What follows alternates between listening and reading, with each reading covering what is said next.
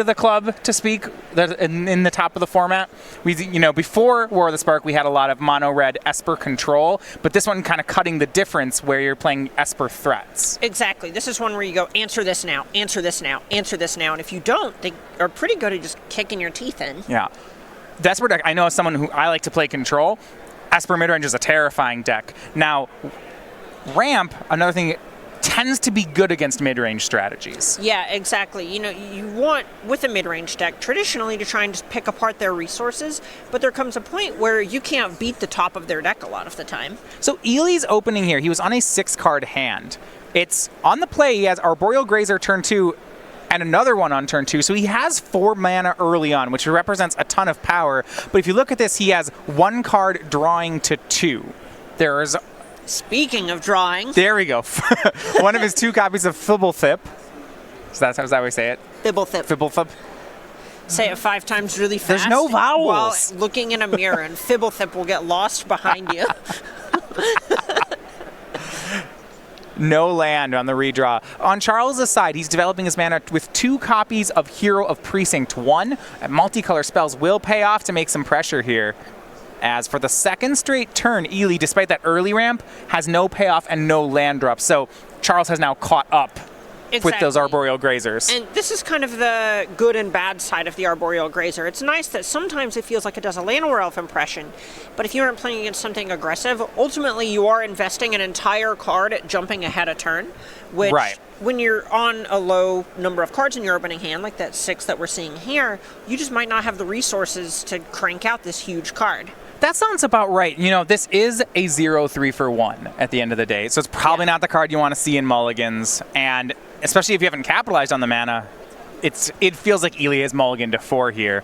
And now he faces his first threat from Charles' side. It's one of the 2 copies of Sorin, Vengeful Bloodlord, the 4-mana Planeswalker, and yes, that's a multicolored spell, so it comes with a pair of 1/1s. Yep, and there's certainly a point where these Hero of Precinct 1s don't look that scary at first, but when you consider every single spell that McIntosh casts from here on out is effectively going to come with another card attached to it, that ends up adding up. Yeah, and now they'll swing in to gain some life here for Charles.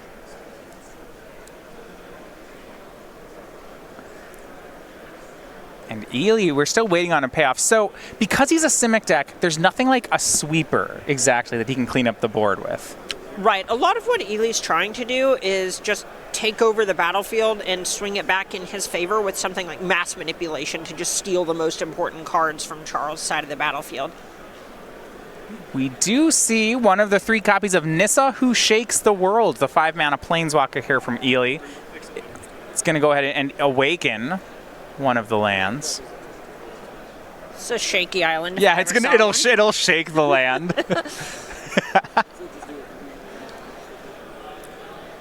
This does put some pressure on Charles' side. He doesn't have a way right now to answer the Planeswalker. Yeah, and honestly, it's a little bit tough just because there's even a point on Ely's side where even if Ely's attacking, this Sorin does give McIntosh the ability to just chump block a bunch. Because if you block with, say, a Hero of Precinct 1 and it dies, or if you double block a land with both, you can -2 the Sorin to bring one of them back. So 4 mana for Charles continues to develop here. It's a copy of one of his 2 elite guard mages. 4 mana flyer. That'll help pressure the Planeswalker, and it brings a pair of 1/1s along with it. So many chump blockers for all these lands. Ely's really digging for just some sort of big spell here. Yeah, these 2 unanswered Hero of Precinct 1s is going to clog up the ground, and Ely's going to have to really go over the top of it.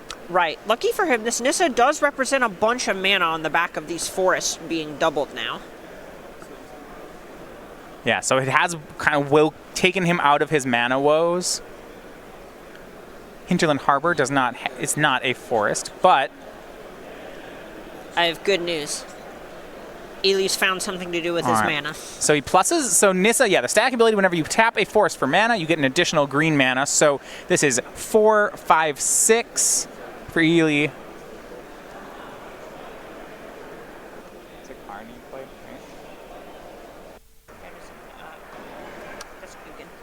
And is one of a copy of Ugin the Ugin the Ineffable.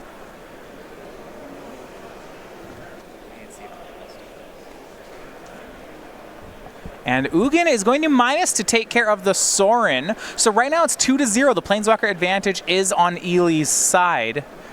Now, one of the things, because there's been so many Planeswalkers in Standard, players are starting to talk about going as far as casting cards like the Elder Spell.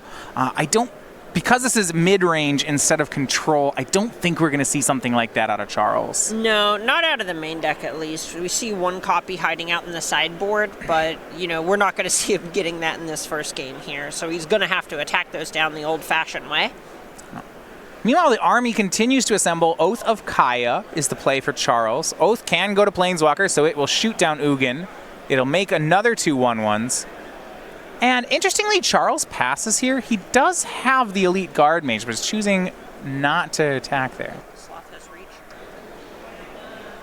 Right, the Grazers are not just vanilla O3s. Okay, they have other abilities. They have very long arms, you see. It helps them reach up into the trees.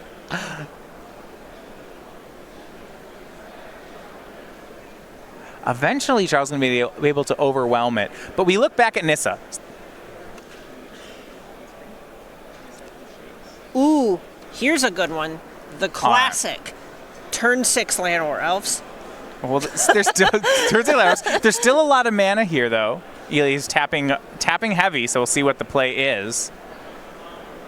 Last card is his other copy of Ugin, but that will meet a veto from Dovin. So no Ugin. Empty-handed now for Kassis. 1 card remaining for McIntosh. So this Nissa that's on the battlefield, building up toward 7 as it continues to awaken lands. If he can get to the -8, he will gain an emblem of his lands, have indestructible. He can search his library for any number of forests and put them onto the battlefield tapped.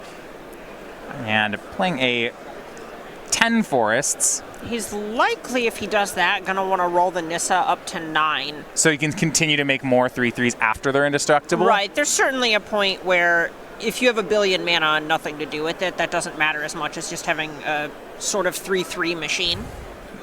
Speaking of mana, nothing to do with it. Charles, a 6th land, no plays this turn, no attacks. So the Nissa are going to roll up to 8, awakens a 4th land. Now, because you're against Esper mid-range, there's not too much of a danger in just awakening all your lands here. I don't think there's going to be a sweeper going to take care of all of it. No, the biggest thing to worry about, Deputy of Detention can end up tagging him. So there's a point where he may be interested in diversifying the lands that he's awakening here. Yeah, it looks like rather than doing that, what he's done, he's awakened everything except for the basic forests because of that mana doubling ability from Nissa. Right. Which I suppose makes sense. Once you double up on one land, doubling up on the second one isn't that punishing unless you think your opponent has 2 deputies. That's true. That's a fair point. Yeah. I guess the other thing he could do is he could start pumping a land to a 6/6 instead of just continuing to awaken new lands. Sure. And it looks like Kassis is actually pretty comfy to just cash in the Nissa here. Okay, going to gain a Nissa emblem, so lands are indestructible. Search his library for any number of forests. 10 forests and breeding pools. So, yeah, 14 total lands. So it's going to get 12 out of his deck. That's what we call card advantage. And there's really not a reason, I don't think, to leave any of them there. No, absolutely not. You do not want to be spending draw steps on these lands. And that could just be the other side of it that Ely's looking at here. Boom, a 12 for 1. And they're all indestructible. Can't forget that.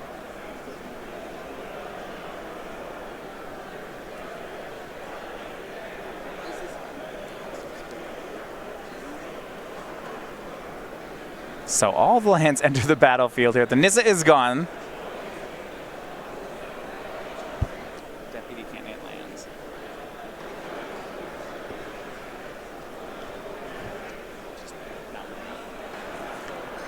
And back to Charles we go. It looks like we saw a bunch of chump blocks there. It's a little hard to tell, just because there's some dice flying around down there. Yeah, the lands, according to the emblem, the lands do gain vigilance as well. So yeah, it looks like we saw 4 chump blocks. Now, Charles will mortify down a card. Okay, K2 1/1s. Yeah.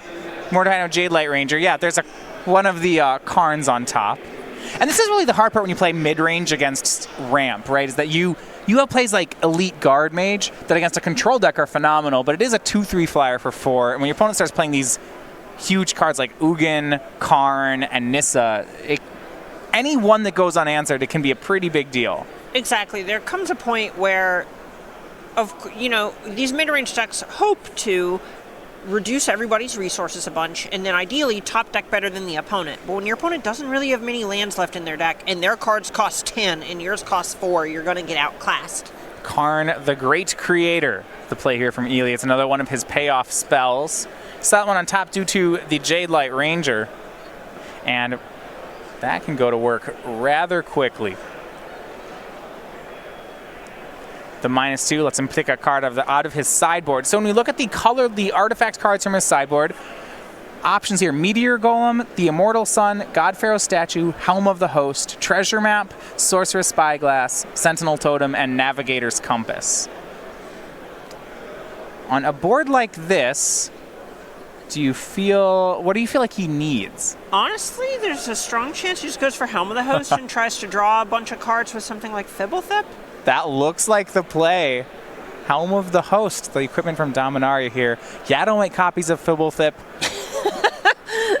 That's nice. This is good, clean living. So if you just want, if you just want an artifact that draws you an additional card each turn, why is this better than something like the Immortal Sun? Because you still want to be able to activate your own Planeswalkers, which are some of your best top decks here.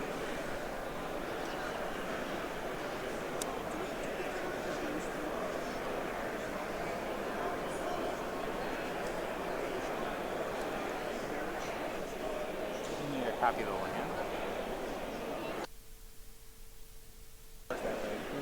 Make sure this is how this works. It looks like he equipped. Put Helm of the it looks like he put Helm of the Host on one of the Hinterland harbors. We're gonna just confirm that that's what happened here, because I believe that would be a 0/0. I don't even think it would be a 0. Can we make sure that this game is the rules are correct? So that's where it is. Third hero, Precinct 1 from Charles McIntosh. To my understanding, clones just copy the printed card, so I believe it would just be a regular Hinterland Harbor token that is not legendary. Yeah, and the judge is going to pause and look in on this one. It's possible that it copies other characteristics of it, depending on the way that Helm of the Host is worded. Even either way, you can make token. The token will still be a land. It just may not be able to attack. Correct. Yeah, because Hinterland Harbor is naturally a land. When it was targeted by Nissa, Nissa gave it the ability. It is also a creature. Put some 1/1 counters on it. Correct. But Nissa never did that to the token, so the token would just be Hinterland Harbor. Exactly. Exactly. Generally, when interacting with anything that involves the word copy, you just copy the printed characteristics of a card, not any other stat buffs or modifiers. Yeah. Cloning one of the reasons we have judges at events like this. It's one of the things that just messes stuff up. Oh yeah, absolutely. There is just so much going on there. And even for Ely, the downside, I guess, if this goes not the way he wants, is he ramped another land. Yeah. And he can move the helm next turn. And there's certainly a point where, think of the other side of it. This situation kind of speaks to how honestly just great this standard format is. Judge, I have a 3/3 Hinterland Harbor with a Helm of the Host on. Okay, we're already starting a sentence that way. We're in standard. This is the kind of thing that you expect more at Commander, but this is just happening because this standard format, you can kind of do whatever you want, and it's going to probably be powerful enough. See right now, yeah, we're going to getting an official ruling. Judges are going to have to, first of all, determine the correct way the rules to resolve, and once they know that, I think there will be a discussion on how far the game has progressed, whether they will rewind it or let it stand as is. Right. And once they make that ruling, we'll continue the game from here. I think regardless of the outcome, Ely's a heavy favorite here. Looking at McIntosh's board, last turn he picked up a third hero, Precinct 1, and then played a Teferi. That's all a Teferi Time Raveler. It's all good stuff, but it still doesn't feel like any of that's enough to get control of this board. So normally I'm inclined to agree, but Hero of Precinct 1 is one of the cards that does add a ton of value to all of McIntosh's cards.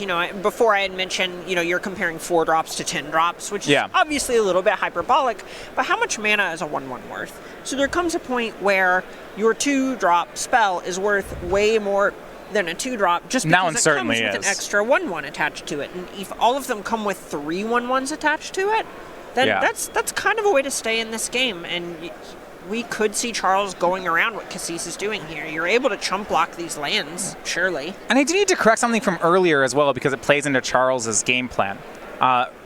We talked earlier about him being able to answer the board with Deputy of Detention. That actually doesn't work because these are still lands, despite being creatures. So he doesn't in his deck have a way to get rid of the 3/3s, which means he's just going to have to overpower the board. Right. A lot of what he's going to be looking at doing there are just some of his more traditional removal spells, where something like Enter the God Eternals might actually come play here when normally it'd be a bit weaker because it would only be going after dorks. I could even see something like Teferi, Hero of Dominaria, on this board, making 3 1/1s, chump for some turns, draw an extra card each turn, draw an extra card each turn, keep drawing gold spells, eventually ultimate a Teferi, make an emblem.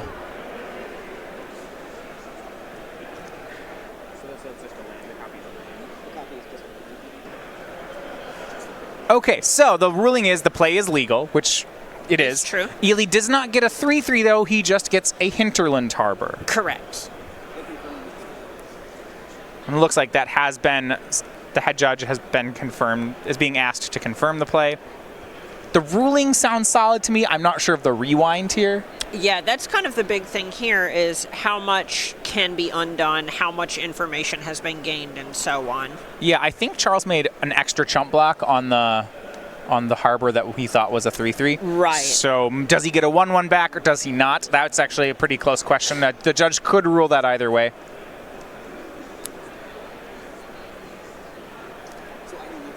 One of the benefits of drawing things like Teferi is that actually is one of the only ways to actually go after a land, since they are indestructible. The emblem. Right. Yeah. Same with bigger Teferi, Hero of Dominaria. Being able to put a land back in Ely's deck, both is effectively a dead draw for Ely, and then also deals with one of these 3/3s, which is normally a pretty tall order for a deck that's trying to win with more traditional kill spells. This is also a spot where we see the new card Tyrant Scorn is going to come into play, because you can unsummon creatures rather than just destroying little ones. So returning, say, islands to Ely's hand that's a 3/3 is a big play. So you're thinking with the Time Raveler, Charles may just start picking apart these lands. So this new Time Raveler just immediately -3, get rid of one of the lands, draw Tyrant Scorn, bounce on a second land, make jump blockers, ideally. Move on. Exactly. He still has to answer, I believe, Karn the Great Creator, which is going to be a tough one. Right now, he does not have an attack on it. Karn, remember, starting with 5 loyalty means Ely has a second activation at the ready. Yeah, and this is the point where we may end up seeing Ely go for that Immortal Sun we saw last turn. It's really good. Exactly.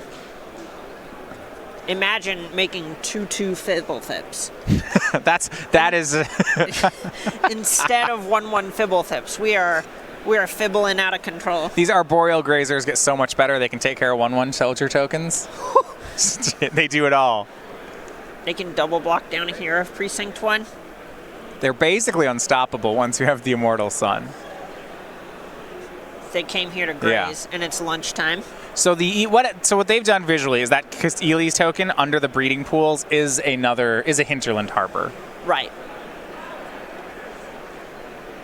Karn will go back to work, finding a Meteor Golem. That is a big one. 3/3 for 7. When it enters the battlefield, you can nab a permanent.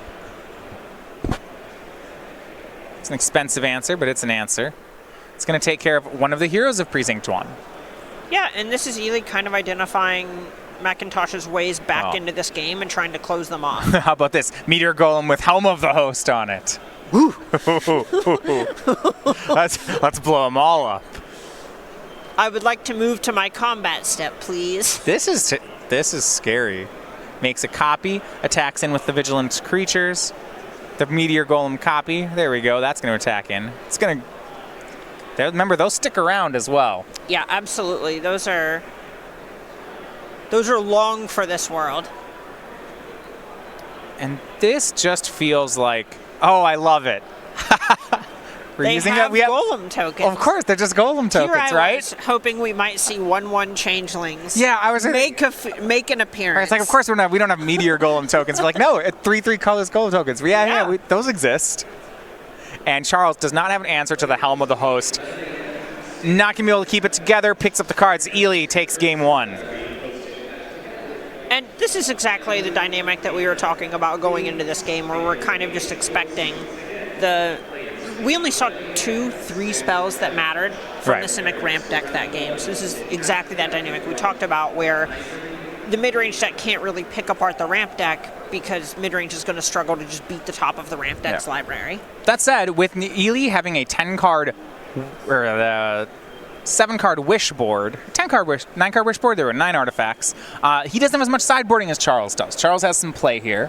And looking through what he has, I mean, I think the first thing when we looked at the payoffs that won, I gotta think Dovin's Veto and maybe even Duress are gonna come in some big numbers. Yeah, those cards are incredibly attractive here. We don't see a lot of very powerful creature spells in Ely's deck. You know, we see Neoform, which is able to turn some of Ely's 1-drops into Fibblethrips as the game goes on, which is kind of cute, but other than that, the only important creature is really Hydroid Kassis. Right. So I do like those. How do you feel about some of these other cards? You know, the Elder Spell, there were boards where Ely had multiple Planeswalkers on the battlefield. Right. Little conditional, but maybe enough? Yes, I really like the Elder Spell here. D-Spark is particularly attractive as just another way to tag larger Planeswalkers. It also is able to hit things like Helm of the Host, if Ely were to have that in his deck somehow. Yeah. You know, maybe from a Karn or something. Now, there's not that much deck searching. In some, you know, when you think of a ramp deck, a lot of times I think of, you know, shuffling. And I looked at this Ashiok. Wrong format for that, though. I don't think it turns off enough of his deck to merit to really have it make sense to board that in. I can agree. There's also a point where ramp just isn't doing anything with its graveyard either. So unless you're just trying to counter exactly a Nissa Ultimate, then Ashiok's probably I'm going to let Nissa get to Ultimate, then I'm going to cast the Ashiok. Yeah. Right, what will they do now? Good luck. I'll bet you wanted more than just 5 3/3s. So for Star City Games, we have the Star City Games sale. Hundreds of singles on sale each week. That sale changes, so make sure you go over to the website to check out what kind of cards you can get here. It's go.starcitygames.com/sale.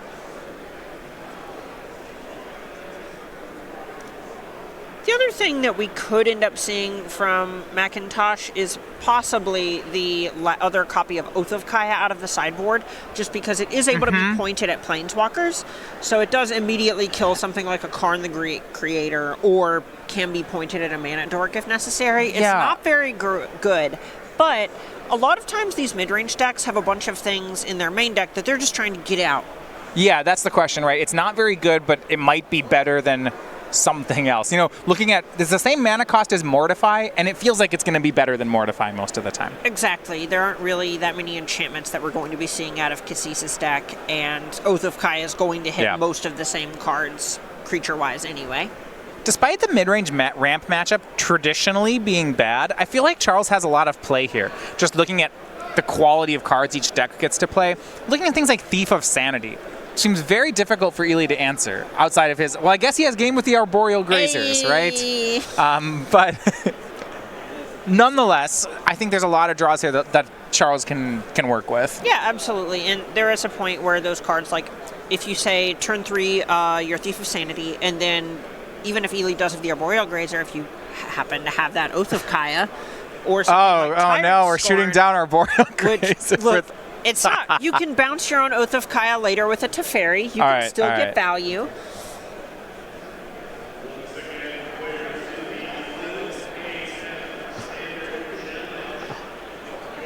I'll allow it. Charles with a keep. And here we do have Duress has come in. Looks like mostly, lands and reactive cards for Charles. And Of course, from Ely. We start with Arboreal Grazer. I love this card.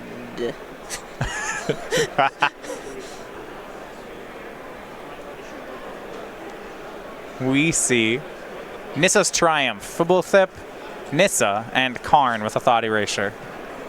This is a sweet hand. Yeah. Can we take a second to appreciate that Fibblethip and Nissa's Triumph are both kind of, you know, the Elvish Visionary and the Divination of this deck, where they just give... They're both really good here, yeah. A mass of resources. And I think Charles decides the way he wants to attack the hand is it's the fact that it's landlight. He goes for the Nissa's Triumph, which means Ely can go cast Fibblethip. He'll have a lot of looks at this land number 4. It's likely going to work. Yeah, this line is at least a little risky.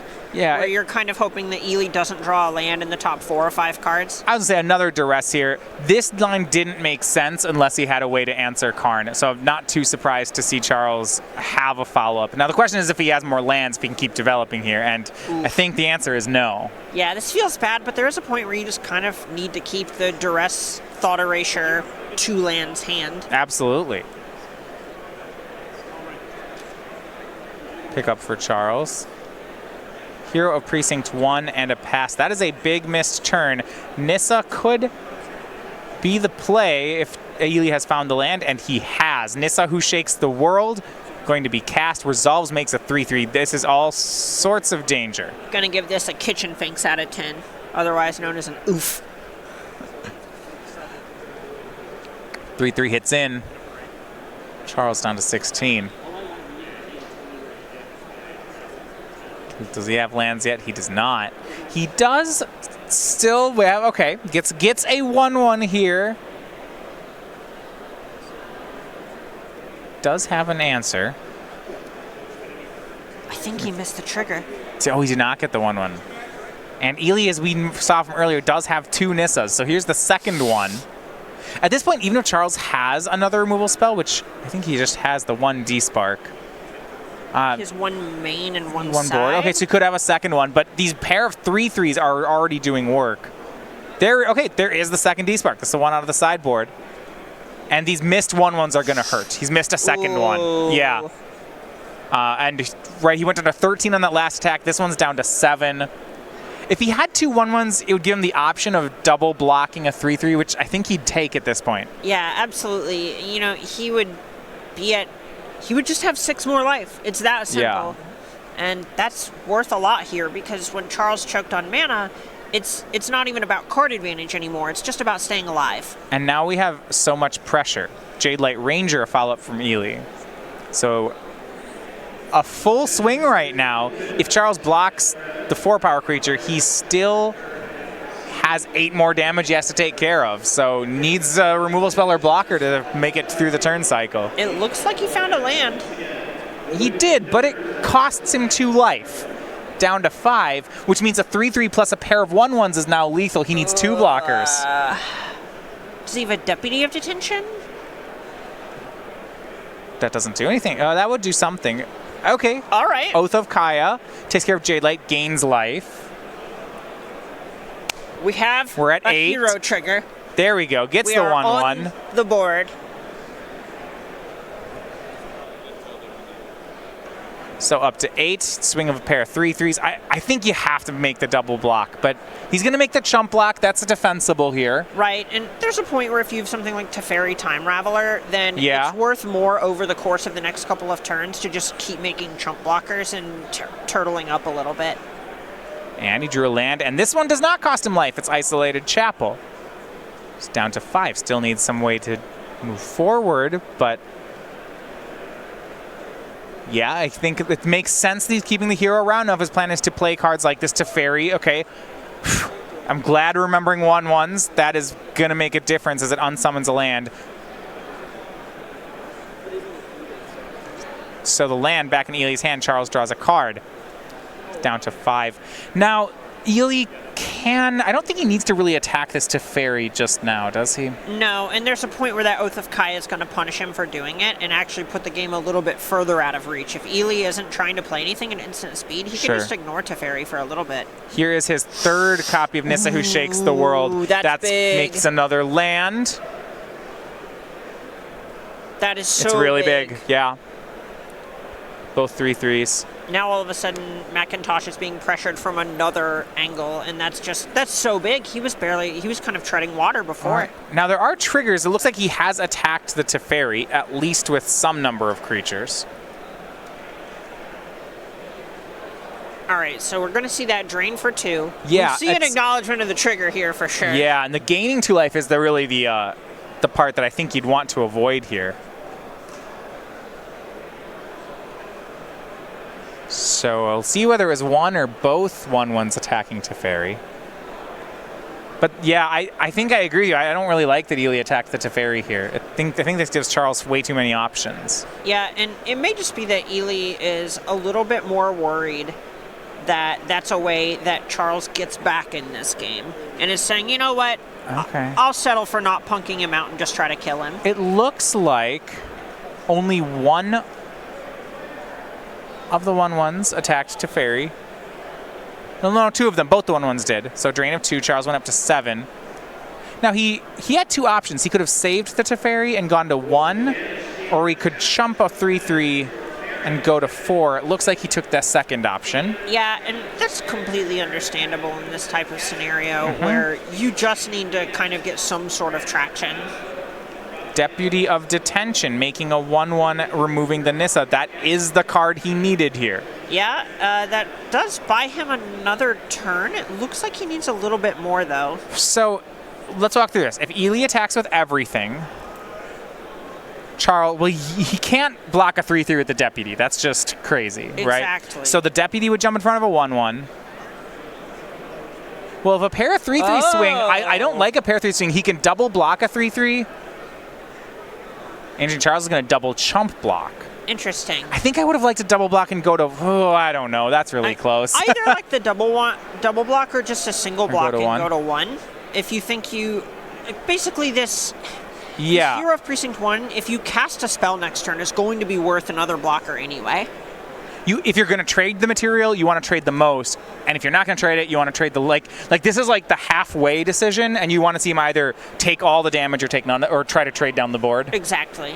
Yeah, and I think both extremes on that line, it's really close as to which one I want to go with. But the halfway play feels like it's not quite the right idea. Exactly. This is not a play that's going to get you back in the game, unfortunately.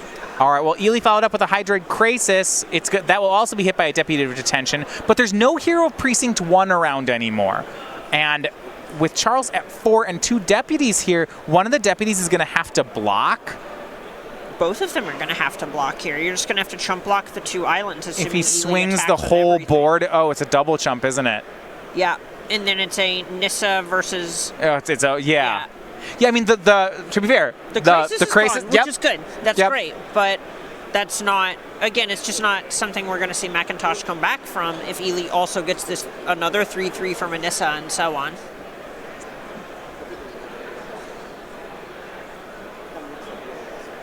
Growth Spiral from Kassis. Yeah, if the Deputy re-enters, or the Kassis re-enters with 0 power and just dies. Full swing from Ely, love it. He found the line.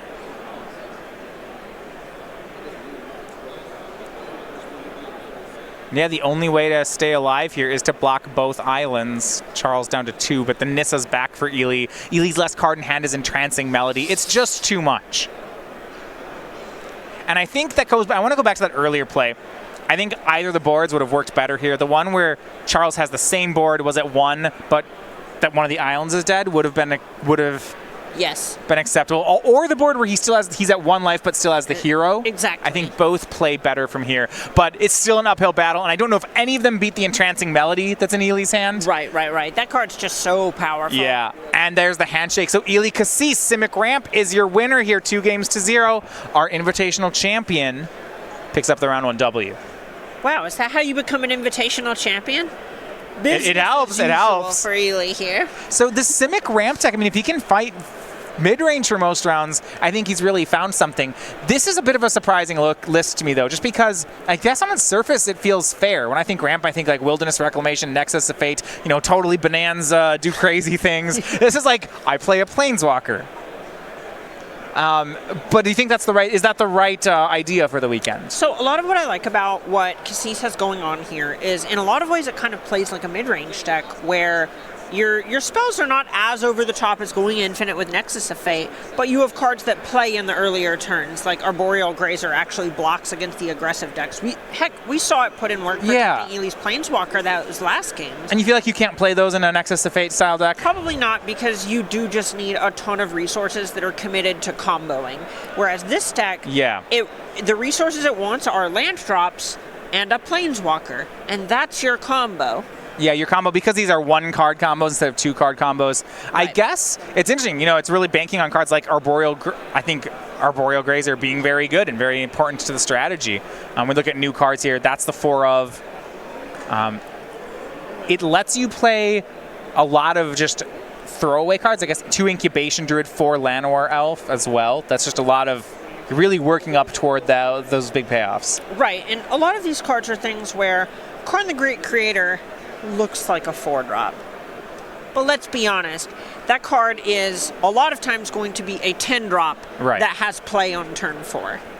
Yeah, I mean, right, and you have to invest a lot in the card. Ely has invested 9 sideboard slots in it, but it does play pretty well. We saw it get a Helm of the Host and Meteor Golem, the 1-2 combo that actually won him game 1. That was all off the back of a 4-mana card, which is very powerful. Right. There's certainly a point where if you can get your Karn to resolve against something like Esper, then it's not going to be that hard to just minus your Karn, get a copy of the Immortal Sun, and they lose the game. Because they're leaning so hard on Planeswalkers, and then things like Mortify instead of any kind of artifact destruction, they'll just lose on the spot. So this is something where it's not infinite like Nexus, but this toolbox does give you access to things that are effectively immediate kills. Well, we got some brews this weekend. We have a ton of Planeswalkers and a ton of War of the Spark. The train has left the station here, so round 1 is done. We're going to have a quick turnaround. It's a shorter event, so no time shift to match here. We're going to go straight into round 2 in just a few minutes. Stay tuned here from the Syracuse Open.